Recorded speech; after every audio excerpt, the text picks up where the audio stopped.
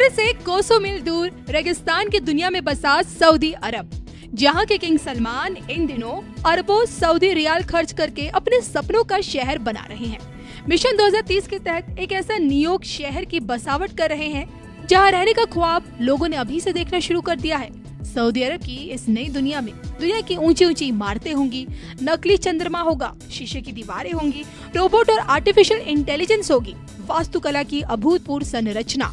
रेगिस्तान का एक ऐसा स्वर्ग होगा जिसके आगे दुनिया के तमाम बड़े शहर फेल हो जाए। लेकिन क्या आप जानते हैं, बिना 1 रुपए खर्च किए मठाधीश योगी बाबा ने एक ऐसे हिंदू राष्ट्र का सपना देख लिया है जहां के मुसलमानों को वो सब कुछ मिलेगा जो कोई भी इस्लामिक मुल्क खुद के मुसलमानों को अब तक नहीं दे पाया। भारत के 17 करोड़ मुसलमानों के लिए कैसा होगा योगी बाबा का हिंदू राष्ट्र, इसको लेकर जूना अखाड़े के राष्ट्र प्रवक्ता भगवाधारी नारायण गिरी महाराज जी कितनी बड़ी भविष्यवाणी किए हैं, देखिए सिर्फ और सिर्फ धर्म ज्ञान पर। जो कि जब साधु सन्यासी की बात आती है तो योगी आदित्यनाथ जी का नाम भी सबसे आगे आता है और ऐसे में महाकुंभ की बात चल रही है। इस बीच आप जिस तरह से संत समाज से आप आते हैं और योगी आदित्यनाथ जी को भी आप काफी करीब से जानते हैं, आपसे जानना चाहूंगी कि अन्य मुख्यमंत्रियों की तुलना में, अन्य राजनेताओं की तुलना में कितने अलग आपको लगते हैं योगी आदित्यनाथ जी? देखिए, वो तो एक महात्मा है, संत है, और उनके जो गुरुजी थे और उनके दादा गुरुजी दिग्विजय नाथ जी महाराज जी, दिग्विजय नाथ जी महाराज ने जिस टाइम भारत को, मतलब मान लीजिए कि ये भारत आपका पूर्ण रूप से जब स्वतंत्र हो रहा था, उस समय ऐसी परिस्थितियां आई कि भगवान राम का जो जहाँ पर बाबर ने जो उसको बनाया, वहाँ पर जो एक तरह से मस्जिद, और ऐसे भी मंगोलिया के कुछ लोग मेरे को मिले थे, तो लोग मंगोलिया बोलते थे कि प्राचीन समय में मंगोलिया में जो डाकू वगैरह होते थे वो भारत में आते थे डाकू लोग, और भारत में आकर डाकू जब वापस जाते थे मंगोलिया, तो वो बोलते थे कि वो उनको बादशाह बोलते थे, क्योंकि वो इतना धन संपत्ति लेके आते थे। जो डाकू लुटेरे थे तो वही वहाँ जाकर बादशाह बन जाते थे। तो उन्होंने वो उस टाइम में उसका जो है उनके मीर बाकी ने मस्जिद, उसको मंदिर को तोड़ के मस्जिद बनाया। दिग्विजय नाथ जी महाराज ने 1949 में वहाँ मूर्ति स्थापना, मतलब भगवान को प्रकट किया, मूर्ति को स्थापना किया जी, तब से वहाँ पर भजन संकीर्तन पूजा पाठ। एक समय ऐसी परिस्थिति थी कि जिस टाइम देश में राम जन्मभूमि मुक्ति आंदोलन चल रहा था, तो उनको बोला कि राम जन्मभूमि मुक्ति आंदोलन के अध्यक्ष चाहिए, तो कोई भी संत महात्मा तैयार नहीं हुआ। तो योगी जी गुरु जी ने बोला कि मैं इसके लिए तैयार हूँ, तो वो फिर उसके लिए बने। फिर योगी जी देखिए कि उनका मठ में मान लीजिए कि 1949 से अभी इतना 50-60 सालों से निरंतर हिंदू धर्म के लिए विशेष रूप से उनका पूरा उस मठ का, उस पीठ का योगदान है। और उनके गुरु जी के समय भी मैं उनका हमेशा महाराज जी के संपर्क में था, अवेद्यनाथ जी महाराज के संपर्क में। योगी जी को भी हर साल उनका कार्यक्रम होता है, तो गुरु जी की पुण्यतिथि पर भी हम लोग जाते हैं जी, और 2-4 दिन वहाँ गोरखपुर मंदिर में रहते हैं। तो महाराज जी का तो देखिए ऐसा है कि वो तो हमेशा परोपकारी के साथ में रहते हैं जीव। छोटा उनको कुत्ता है, कई गाय है, बिल्ली है, उनको भी बहुत प्यार से भाव से, तो वो तो किसी को भी नफरत करने का उसका कोई मन में रहता ही नहीं है, किसी को वो नफरत करे। वो कहते हैं कि भाई ये उन्होंने एक भी नारा दिया था हरियाणा के अंदर में, जिससे उनको विजय हो गया, बोले भाई कटोगे तो बटोगे। तो उनका कहने का एक भाव था कि अपना जो समाज है बहुत से जातिवाद में, बहुत से संप्रदायवाद में जो आपस में फैला हुआ है, उसको हृदय रूपी एक मंच पर आके भारत को मजबूत बनाना है आने वाले समय में, और एक तरह से अपने को व्यवस्थित करना है, तो हिंदुओं को एक संगठित होना चाहिए। तो ये हमेशा से योगी जी का एक सिद्धांत रहता है। और वो एक संत के रूप में, उनका कोई राजनीति का भाव नहीं है, उनका उनका कोई अपना नहीं है, कोई उनका पराया नहीं है। वो प्रत्येक जीव के लिए मतलब जो है उत्थान की भावना सोचते हैं, और हमें हमेशा से एक तरह से होते हैं कि भाई हमारे शास्त्रों में भी लिखा हुआ है कि जो अपराधी है, जो दुष्ट है, उसका जो नाश होना चाहिए, जो सज्जन है उसकी रक्षा होना चाहिए। जी, तो उस सिद्धांत पर वो हमेशा योगी जी चलते हैं, और वो सही अर्थों में योगी हैं योगी है। और हर एक व्यक्ति के लिए वियोगी भी है, मतलब दुखित हो जाते हैं, पीड़ित हो जाते हैं, और जो है द्रवित हो जाते हैं। कोई छोटा से छोटा कर्मचारी भी मैं देखता हूँ बहुत बार उनके सन्मुख आता है, वो कोई अपनी घटना सुनाता है, परिवार की कोई सुनाता है, तो उसको सुन के भी वो बड़ा दुखी हो जाते हैं। तो उनको तो प्रत्येक व्यक्ति के प्रति ऐसा एक भाव होता है, तो उनके अंदर ऐसा भी भाव नहीं है कि वो हिंदू है मुसलमान है, ऐसे कोई भाव नहीं है।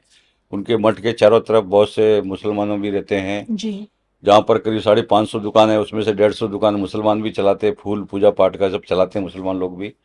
तो ये उनका नेगेटिव कुछ ऐसे लोगों ने कुछ उसने फैलाया हुआ है यानी कि आप कह रहे हैं कि योगी हैं? आदित्यनाथ जी को जो बताया जाता है कि वो एंटी मुस्लिम, ऐसा कुछ नहीं है। नहीं, ऐसा बिल्कुल नहीं है, कोई एंटी मुस्लिम नहीं है।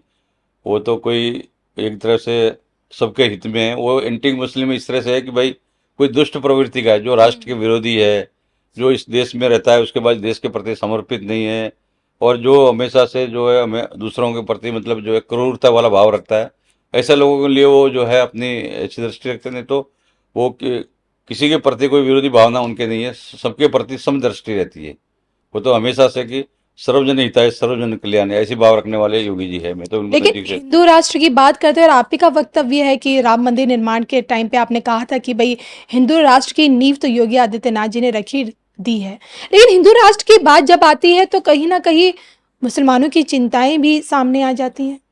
ऐसा देखिए कि इस राष्ट्र के अंदर में रहने वाले, जो भारत में रहने वाले हैं, जी। प्रत्येक व्यक्ति जो है, हिंदू कोई धर्म नहीं है, हिंदू कोई कल्चर नहीं है, हिंदू कोई संस्कृति नहीं है, ये तो एक राष्ट्र है। वो हिंदू मतलब एक मान लीजिए कि आप अभी राजस्थान में कभी आप गए होंगे ब्राह्मण में यात्रा में जाना, तो आप बाड़मेर जैसलमेर जाना, उधर में क्या है कि स जो उच्चारण करते हैं, स को उच्चारण वो लोग नहीं करते, वो हक जैसे कोई आप बोलोगे, मान लीजिए साबुन बोलोगे तो वो बोलेंगे हाबुन, अच्छा। आप बोलोगे सड़क तो बोलेंगे हड़क, आप बोलोगे स्वामी जी वो बोलेंगे हौमी जी। जी। तो वो सा को उच्चारण नहीं करते। तो सिंधु के जो किनारे रहने वाले, पूरा सिंधु वो प्रांत भी सिंध प्रांत उधर आ गया, और सिंधु नदी भी वहाँ पर है। तो सिंधु के किनारे में रहने वाले वो उसको सिंधु तय, तो वो लोग स को उच्चारण नहीं कर पाए तो हिंदू बोल दिया गया। तो उसके निवास करने वाले तो हमारा कन्याकुमारी, जहाँ कश्मीर मान लीजिए, हम लोग बोलते कश्मीर से कन्याकुमारी भारत लेके, तो कश्मीर में जहाँ श्रीनगर है, वहाँ श्रीनगर में एक टेकरी है जो शंकराचार्य टेकरी बोलते हैं, जहाँ पर वहाँ पर भगवान शंकर ने या जगत गुरु शंकराचार्य ने तप किया।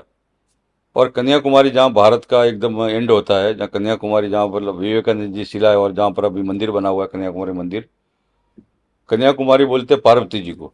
बोले पार्वती जी ने खड़े होकर शिव की प्राप्ति किया था कि भाई जो हमारे भगवान शंकर है वो हमको वरद के रूप में प्राप्त हो। तो वहाँ पर अभी भी एक श्रीपाद शिला करके बोलते हैं। तमिल भाषा और संस्कृत में दोनों एक ही है। संस्कृत में भी हम जो पैर को जो बोलते हैं, माता जी के जो पैर है उसको बोलेंगे श्रीपाद शिला, जी। और संस्कृत में भी बोलेंगे श्रीपाद शिला। तमिल और दोनों भाषा में भी उसको श्रीपाद शिला बोलते। तो वहाँ जो है उसका पैर का चिन्ह बना हुआ है माता जी का। तो वहीं पर जो है विवेकानंद जी 3 दिन तप करके वो भारत मुक्ति के लिए कामना किया था। तो ये पूरा संपूर्ण जो देश है वो क्या है कि मतलब मान लीजिए कि जो पाकिस्तान में रहने वाला आदमी पाकिस्तानी है, बांग्लादेश में रहने वाला बांग्लादेशी है, तो हिंदू हिंदू भारत में रहने वाला हिंदुस्तानी है, तो वो चाहे मुसलमान हो, चाहे ईसाई हो, चाहे हिंदू हो, कोई भी। और मान लीजिए कि हिंदू राष्ट्र बोल दिया तो इसमें कोई दोष नहीं है। कोई राष्ट्र, कोई ये ऐसा नहीं है कि मैं सनातन धर्म को हम कोई राष्ट्र बनाने जा रहे हैं, है ना जी। हमारा मतलब है कि जो हमारी सभ्यता है, जो हमारा कल्चर है, जो सबसे बड़ा चीज़ है, तो उसके किनारे रहने वाले लोगों को, जो इस नदी का किनारे रहने वाले और उस एरिया को सब बोल दिया, तो ये पूरा इस नाम को जो है, और ये भी नाम जो है अरब ने या मान लीजिए मुस्लिम देशों ने, उन्होंने सभी हिंदुस्तान बोला यहाँ के नागरिकों को, ये हिंदू है, हिंदुस्तानी है।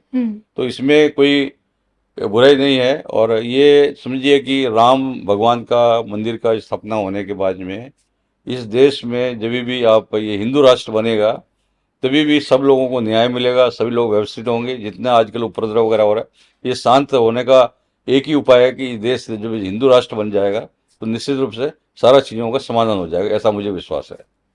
तो हिंदू राष्ट्र बन जाएगा तो बदल क्या जाएगा, मुझे ये समझाइए ना आप। कोई हिंदू राष्ट्र कोई बदलने के लिए नहीं होता। राष्ट्र तो कभी भी जहाँ पर है वहीं पर रहेगा, जी, है ना जी। और अभी भी सब लोग इसको बोलते हैं हिंदुस्तान, तो उसमें राष्ट्र लगाने से इसमें आपको क्या फर्क पड़ेगा, हमारे को क्या फर्क पड़ेगा। तो इसमें कोई किसी को कुछ बदलेगा नहीं। पेड़ पौधे भी वही रहेंगे, नदी भी वही रहेगी, धरती भी वही रहेगी, सब कुछ वही रहेगा। बदलना नहीं है, बदलना है मानसिकता। जो मानसिकता कुछ लोगों की जो है विकृत मानसिकता हो गया, जी। तो उसको बदलने के लिए इसको जो है हिंदू राष्ट्र बनाना बहुत अनिवार्य है।